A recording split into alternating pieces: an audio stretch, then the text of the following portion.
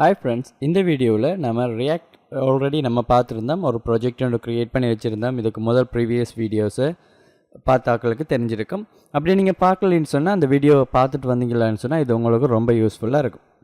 So நான் already create பண்ணியிருக்கிற my app ஃபோல்டரை open பண்ணிக்கிறேன். இதுக்குள்ளே தான் நம்மளோட ரியாக்ட் ஜேஎஸ்க்குரிய ப்ராஜெக்ட் எல்லாமே இருக்குது. நான் நீங்கள் போயிட்டு ஆல்ரெடி நம்ம பார்த்த மாதிரி சிஎம்டி என்று டைப் பண்ணிக்கிறேன். ஸோ அந்த ஃபோல்டர் லொக்கேஷன்ஸ் எனக்கு சிஎம்டியில் ஓப்பன் ஆகிடும். ஸோ இந்த ப்ரொஜெக்டை நான் விஷுவல் ஸ்டுடியோ கோடில் ஓப்பன் பண்ணணுமாக இருந்தால் கோட் ஸ்பேஸ் டாட் அண்டு கொடுத்துட்டு ஒரு என்டரை ப்ரெஸ் பண்ணிக்கிட்டால் சரி. ஸோ க்ரியேட் பண்ணதும் நம்ம லாஸ்ட் கிளாஸ் நம்ம சேஞ்ச் பண்ணியிருந்த இந்த கோட்ஸ் வந்துட்டு நமக்கு டிஸ்பிளே ஆகக்கூடிய மாதிரி இருக்கும். ஸோ கண்டிப்பாக இது ஒரு சீரீஸுங்கிறதால ப்ரீவியஸ் வீடியோஸை பார்த்துட்டு ஒன் பை ஒன்னாக வந்தீங்களாக இருந்தால் உங்களுக்கு ஈஸியாக இருக்கும். ஸோ இது 3வது பார்ட்டாக இருக்க போகுது.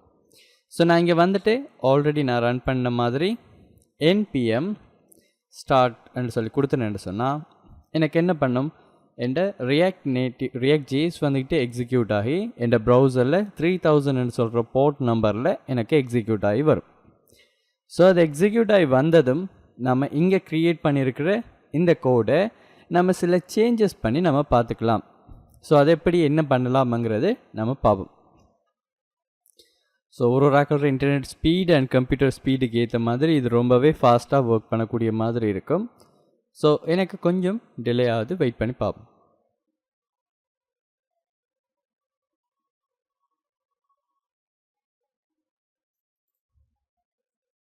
ஸோ ஸ்டார்ட் ஆகுது.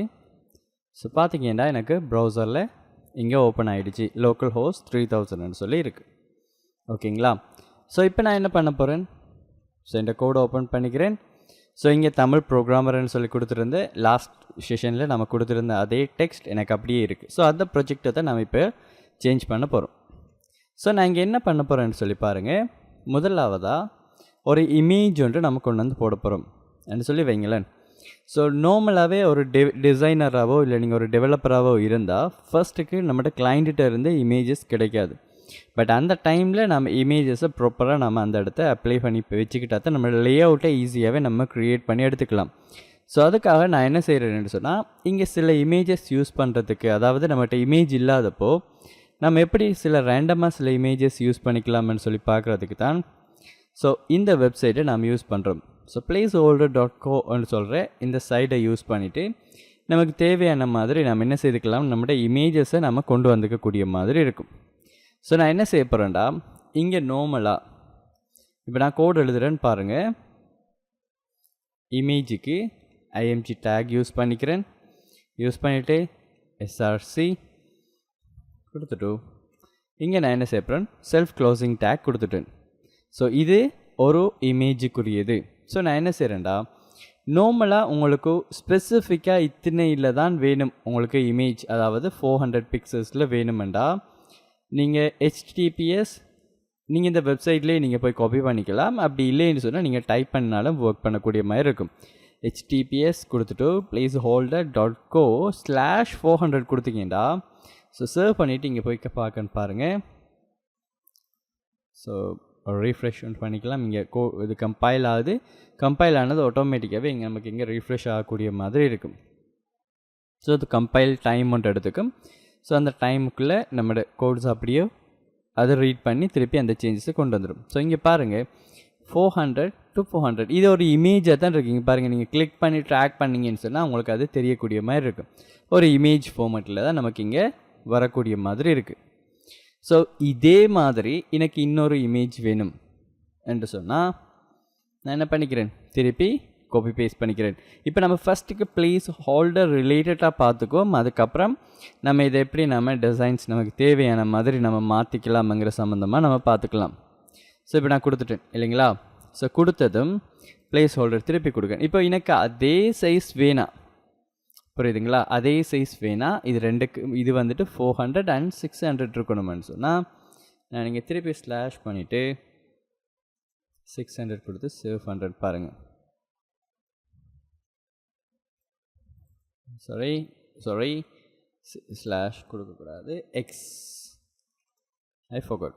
பாருங்கள் 400 to 600 இருக்குது. இப்போ நம்ம அப்படி கொடுக்காம 600 to 400 கொடுத்தீங்களா இருந்தால் ஸோ உங்களுக்கு இந்த மாதிரி ஸ்பேஸ். ஸோ இதுக்கிடையில் நமக்கு ஸ்பேசஸ் வேணுமெங்கிறதுக்காண்டி நம்ம இங்கே என்ன செய்யலாம், இதுக்குள்ளேயே நம்ம ஸ்டைலும் எழுதிக்கலாம். ஸோ இங்கே பாருங்கள், ஸ்டைல் கொடுத்துட்டோம், திருப்பி ஓப்பன் க்ளோஸ் கர்லி பிராக்கெட் கொடுத்துக்கணும். ஸோ நான் திருப்பி ஜூம் பண்ணி காட்டுறேன்னு பாருங்கள். ஸோ நார்மலாகவே ஸ்டைல் கொடுத்தீங்களாக இருந்தால் ஓப்பன் க்ளோஸ் கர்லி பிராக்கெட் வரும். இதுக்குள்ளே எழுதக்கூடாது, ஏனெண்டா ஒரு ஆப்ஜெக்டாக தான் அதை எதிர்பார்க்கும். ஸோ நான் என்ன செய்கிறேன்னா திருப்பியும் ஓப்பன் க்ளோஸ் கர்லி பிராக்கெட் கொடுத்துட்டு இங்கே என்ன செய்கிறேன்டா மார்ஜின் லெஃப்ட் என்று கொடுத்துட்டு இங்கே 10 பிக்சல் என்று கொடுத்துக்கிறேன். சிங்கிள் கொட்டேஷனுக்குள்ளே கொடுக்கணும். கொடுத்ததும் பாருங்கள் இங்கே மார்ஜின் லெஃப்ட் 10 பிக்சல்ஸ் எனக்கு டிஸ்பிளே ஆகுது. அப்போ இதுக்கிடையில் ஸ்பேசஸ் வருது. அப்போ பாருங்கள், நான் நார்மலான சிஎஸ்எஸ் வந்துக்கிட்டு இங்கே நான் எழுதிட்டு இருக்கேன். புரியுதுங்களா?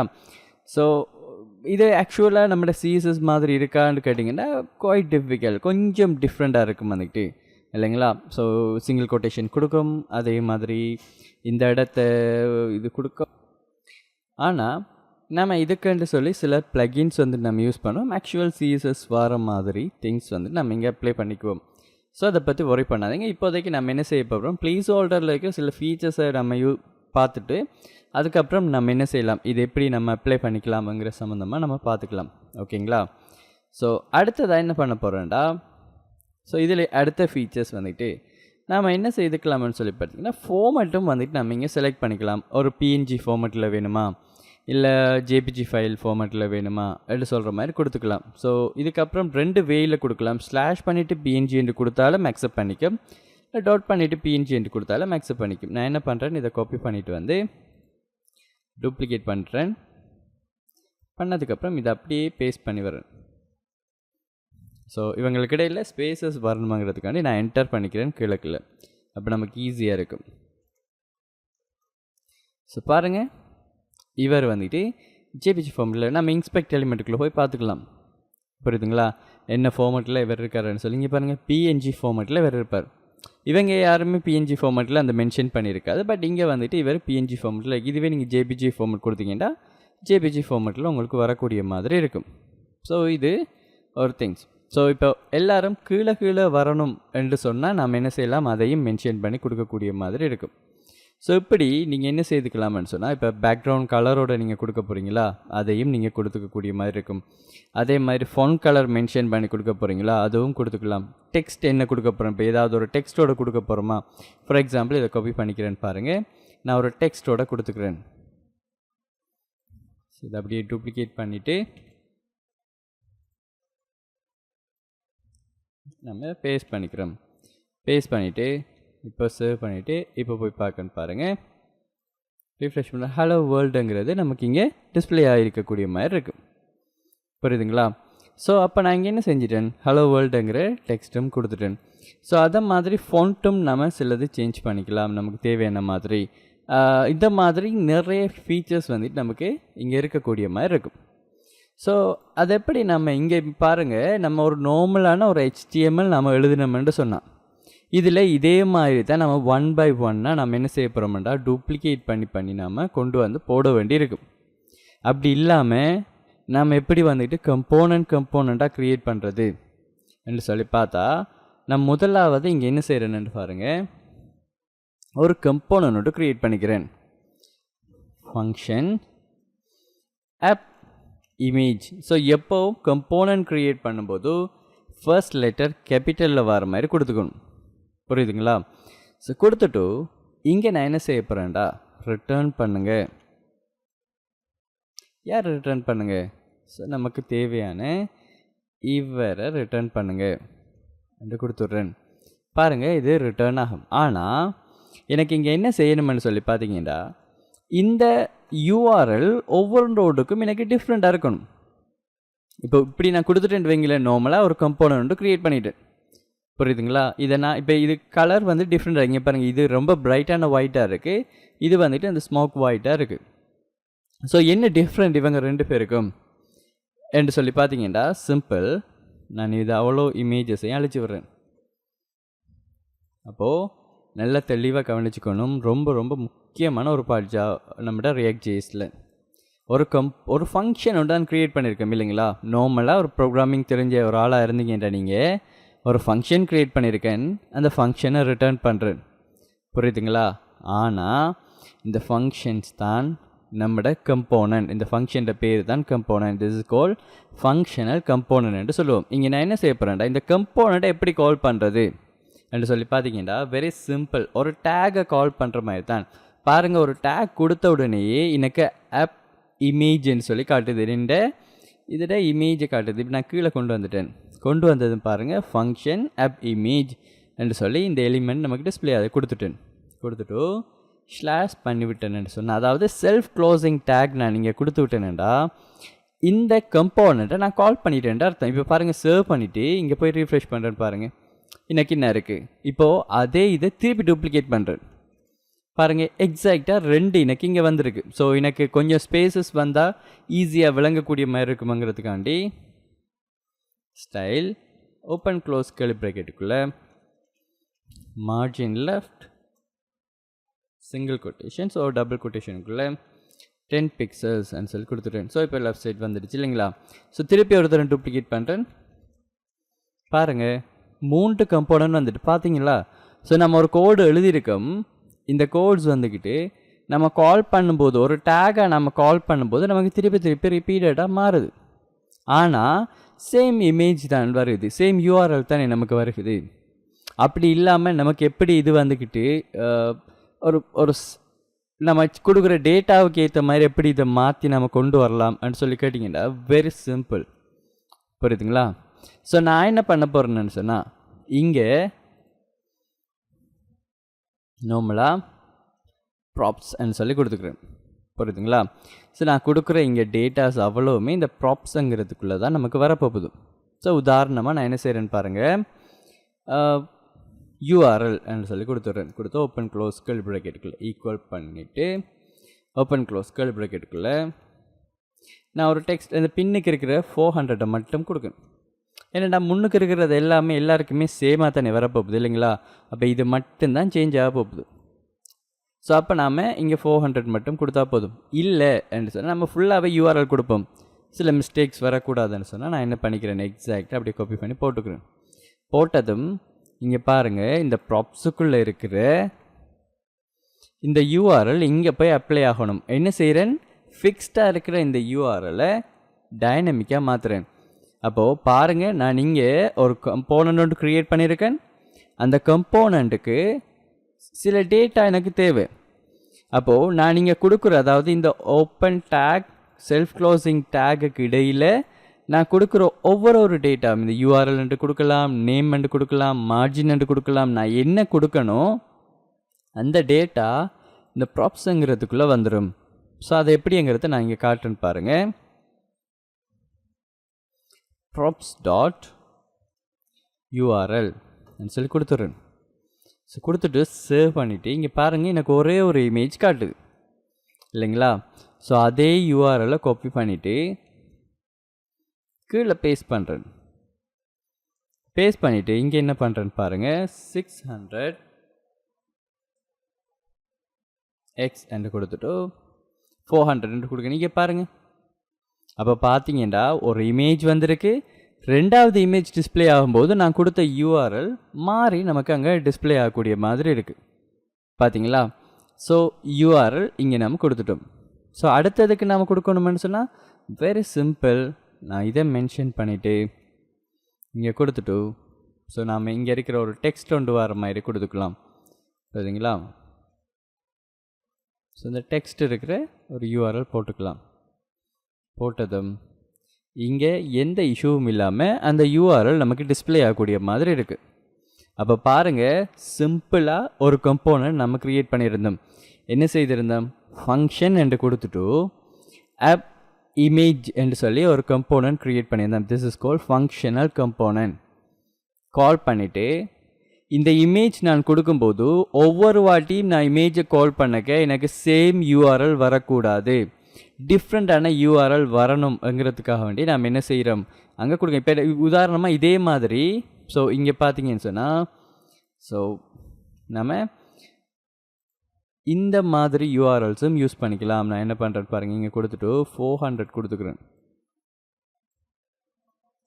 400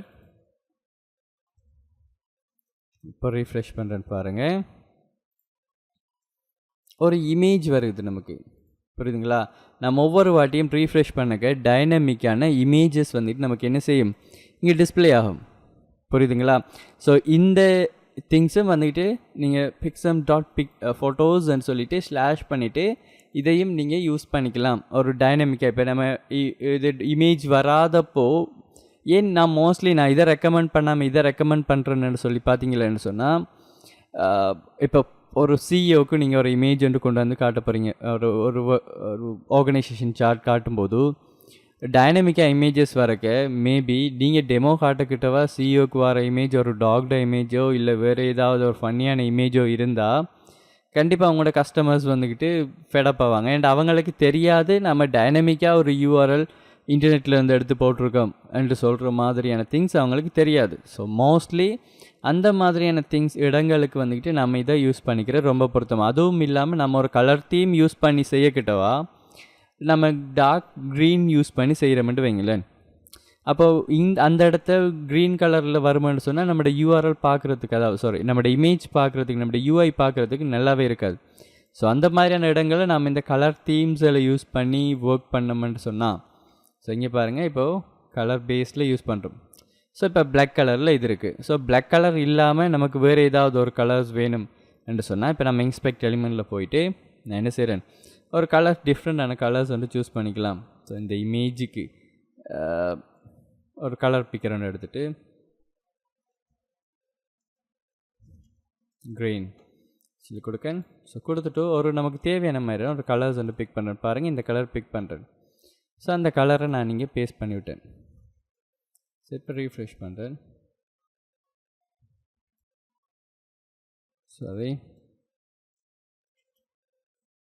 பார்த்தீங்கன்னு சொன்னால் இங்கே நமக்கு என்ன பண்ணுது, அந்த கலர் வந்துட்டு வரக்கூடிய மாதிரி இருக்குது. ஸோ அப்போ நமக்கு இது ரொம்ப ஈஸியான வேயில் நம்மளோட யூஐ க்ரியேட் பண்ணக்கிட்டவா அதை கொடுத்துக்கலாம். இல்லாட்டி அவரோட பேர் கொடுத்துக்கலாம். இப்போ நம்ம ஒரு இமேஜ் கொடுக்க போகிற மாட்டோம், ஃபோட்டோன்னு சொல்லி கொடுக்கலாம். ஸோ சம்திங் நம்ம இந்த மாதிரி கொடுத்துக்கிட்டோம்னு சொன்னால் நமக்கு ரொம்பவே ஈஸியான வேயில் இருக்கும். ஸோ இப்போ என்ன செய்திருக்கோம்னு பார்த்தீங்கன்னு சொன்னால், ஒரு சிம்பிள் கம்போனன்ட் க்ரியேட் பண்ணிக்கோம், டைனமிக்காக இந்த இது கொண்டு வர மாதிரி செய்திருக்கும். புரியுதுங்களா? ஸோ கொண்டு வந்துட்டு இப்போ நான் என்ன பண்ணியிருக்கேன்னு சொன்னால், யூஆர்எல்ன்னு சொல்கிற ஒரு ப்ராப்பர்ட்டி கொடுத்துருக்கேன். அப்போ யூஆர்எல்ன்னு தானா கொடுக்கணும்னு சொல்லி கேட்டிங்கன்னா கண்டிப்பாக கிடையாது. இப்போ உதாரணமாக நான் இங்கே ஏன்னு கொடுக்கணும், எல்லாத்துக்குமே ஏன்னு சொல்லி கொடுக்கணும். ஆனால் மீனிங்ஃபுல்லாக நேம் கொடுக்கணுங்கிறது ஒரு ஸ்டாண்டர்டான கோடிங் வே. ஆனால் நான் இங்கே ஏன்னு சொல்லி கொடுத்துருக்கேன். ஸோ கொடுத்துட்டு அதே ஏயை நான் இங்கே மென்ஷன் பண்ணேன்டா, இங்கே இல்லை, இங்கே மென்ஷன் பண்ணேன்டா. அப்படின்னா என்ன அர்த்தம், நம்ம இங்கே கொடுக்குற எல்லா டேட்டாவுமே இங்கே என்ன செய்யுதுன்னு சொன்னால் நமக்கு ப்ராப்ஸுங்கிற இந்த நேமுக்குள்ளே வந்துடும். புரியுதுங்களா? அப்போ ப்ராப்ஸுன்ற நேம் கொடுக்கணுமான்னு கேட்டிங்கன்னா கண்டிப்பாக அதுவும் கிடையாது. இங்கே பாருங்கள் எக்ஸ்என்ட்டு கொடுக்கேன், இதையும் எக்ஸ்என்ட்டு கொடுத்துட்டு இப்போ ரீஃப்ரெஷ் பண்ணுறேன், எனக்கு எந்த சேஞ்சஸுமே வரல. என்ன காரணம்டா, நம்ம இந்த ஓப்பன் டேக் அடுத்தது செல்ஃப் க்ளோசிங் டேக் இதுக்கு இடையில் கொடுக்குற எல்லா ப்ராப்பர்ட்டிஸுமே நாம் இங்கே என்ன பேர் கொடுக்கமோ அதுக்குள்ளே வந்துடும்.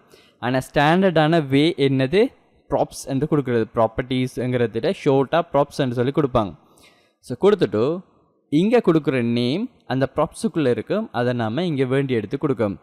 ஸோ இங்கே நான் என்ன செய்கிறேன்னு சொல்லி பார்த்தீங்கன்னு சொன்னால் யூஆர்எல்ன்னு கொடுக்கணும். ஏனெண்டா ஒரு மீனிங்ஃபுல்லான இல்லாட்டி சோர்ஸ்ன்னு சொல்லி நீங்கள் கொடுக்கலாம். வடவர் உங்களுக்கு பேர் என்ன தேவையோ அந்த பேரை நீங்கள் யூஸ் பண்ணிக்கலாம். அப்போ நான் இங்கே கொடுக்குற பேரே இங்கே கொடுத்துக்கிறேன். ஸோ இது தான் பார்த்தீங்கன்னு சொன்னால் ஒரு சிம்பிளான ஒரு கம்போனன்ட்டு அதே பேஜில் க்ரியேட் பண்ணிவிட்டு ஒரு ப்ராப்ஸ் கொடுத்து அந்த கம்போனன்ட்ஸை கால் பண்ணுறதுக்குரிய திங்ஸ். ஸோ ஹோப் உங்களுக்கு புரிஞ்சிருக்கும். சிம்பிளாக இது செய்து பாருங்கள். ஒரு நாளைக்கு ஒரு கன்செப்ட் என்ற அடிப்படையில் நாம் நிறைய கன்செப்ட் நம்ம பார்ப்போம். ஏனென்றால் நிறைய கன்செப்ட் நம்ம சொல்லிக் கொடுக்கும்போது நீங்கள் ப்ராக்டிஸ் பண்ணுறதுக்கும் டிஃபிகல்ட்டாக இருக்கும். At the same time as a பிகினராக இருந்தால் உங்களுக்கும் சில ஸ்ட்ரகிள்ஸ் இருக்கும்.